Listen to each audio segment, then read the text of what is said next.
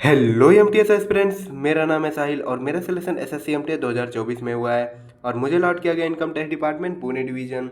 और ये वीडियो होने वाली है एसएससी एमटीएस एस्पिरेंट्स के लिए। इस वीडियो में मैं आपसे बात करूंगा कि एसएससी एमटीएस 2025 का कट ऑफ एक्सपेक्टेड क्या हो सकता है।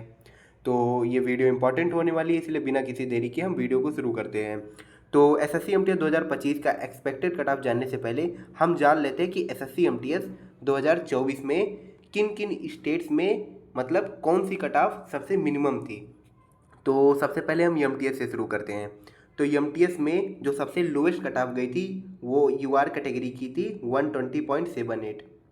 ईडब्ल्यूएस की जो सबसे लोएस्ट कट ऑफ गई थी वो 120.21 गई थी। और याद रखना ये नॉर्मलाइज्ड मार्क्स हैं, रॉ मार्क्स नहीं हैं। और ओबीसी की सबसे लोएस्ट कट ऑफ थी 118.31, एससी की 115.62 और एसटी की बहुत कम गई थी 105.83, क्योंकि वैकेंसी 11,000 के करीब थी। तो ये एमटीएस में थी जो 2024 में सबसे लोएस्ट कट ऑफ थी। हवलदार में वहीं पे जो सबसे लोएस्ट कट ऑफ यूआर की गई थी वो 120.92 गई थी।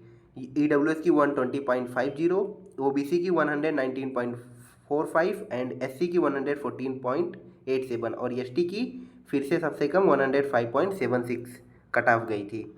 अब हवलदार की ज़्यादातर कट ऑफ ये लोएस्ट जो गई थी ये चेन्नई कस्टम में गई थी। और एमटीएस में भी ये जो लोएस्ट कट ऑफ थी ये साउथ इंडियन स्टेट्स के थे। नॉर्थ इंडिया की कट ऑफ अक्सर हाई होती है, साउथ इंडियन स्टेट की कट ऑफ अक्सर करके कम होती हैं।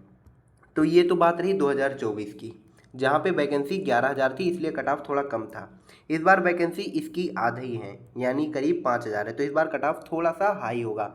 तो हम यहाँ पे नॉर्मलाइज कितना कट ऑफ जाएगा वो तो हम पता नहीं कर सकते अभी ना, क्योंकि हर शिफ्ट का अलग अलग नॉर्मलाइजेशन होता है। तो हम देखते हैं कि एक्सपेक्टेड हमें कितना रॉ मार्क्स लाना है। तो 2025 में अगर आपको सिलेक्शन चाहिए तो आपको एटलीस्ट इतना तो रॉ मार्क्स लाना ही होगा। जैसे अगर आप यूआर कैटेगरी के हैं और अगर आपको एमटीएस में सिलेक्शन चाहिए तो आपका रॉ मार्क्स मिनिमम 118 प्लस होना चाहिए। ईडब्ल्यूएस कैटेगरी वाले स्टूडेंट को 113 प्लस स्कोर करना है और ओबीसी कैटेगरी के स्टूडेंट को 116 प्लस स्कोर करना है। एससी कैटेगरी के स्टूडेंट्स को 112 प्लस एंड एसटी कैटेगरी के स्टूडेंट को 105 प्लस। जो लास्ट टाइम नॉर्मलाइज था एससी कैटेगरी वालों का, इस बार उनको रॉ उतना स्कोर करना होगा। क्यों? क्योंकि वैकेंसी आधी हो गई है, इसलिए थोड़ा सा हमें ज़्यादा परफॉर्म करना पड़ेगा। अगर आपको हवलदार का मतलब आपकी चाह है कि आपको हवलदार बनना है तो उसके लिए जो आपका रॉ मार्क्स है वो इस बार ज़्यादा होगा। रीज़न, इस बार हवलदार की वैकेंसी 1,000 प्लस हैं, तो इसलिए, और हवलदार की वैकेंसी इस बार कम है, तो इसलिए इसका रॉ मार्क्स इस बार हमें ज़्यादा स्कोर करना होगा। तो यूआर कैटेगरी को 123 मार्क्स स्कोर करने होंगे, ईडब्ल्यूएस को 123, ओबीसी को भी 123 प्लस। इसलिए क्योंकि देखो 123 प्लस ये मिनिमम है, इससे कम पे भी हो सकता है हो जाए, या हो सकता है इससे हमें ज़्यादा ही एग्जाम में लाना पड़े, बट इतना तो हमको लाना ही है। मैं मिनिमम बात कर रहा हूँ, आपको एटलीस्ट इतना तो लाना ही है। एससी कैटेगरी के स्टूडेंट्स को 115 और एसटी को 118 प्लस। तो ये हो सकता है expected cut off SSC MTS 2025 में, ये एमटीएस का और हवलदार का कैटेगरी वाइज।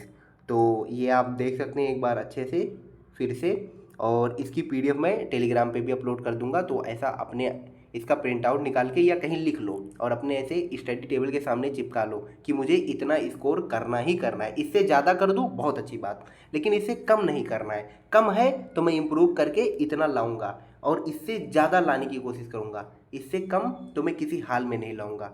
बस इसी मोटिवेशन के साथ पढ़ाई करते रहो और परेशान मत हो। वैकेंसी कम है ज़्यादा है, मैंने लास्ट वीडियो में भी यही बताया था। सिलेक्शन हम ले सकते हैं अगर हमारी चाह हो और अगर हमारे अंदर अपने ऊपर कॉन्फिडेंस हो और हमारे अंदर पढ़ने की बहुत ज़्यादा इच्छा हो। सिर्फ पढ़ाई से ही जो होना होगा होगा, इसलिए पढ़ाई करते रहो। और ये सब एक्सपेक्टेड कट ऑफ है, तो बस इससे आपको एक रफ आइडिया मिल जाएगा कितना स्कोर करना है। तो बस उतना स्कोर करने की कोशिश करो, उससे ज़्यादा करने की कोशिश करो, बाकी पढ़ाई करते रहो। Thank you.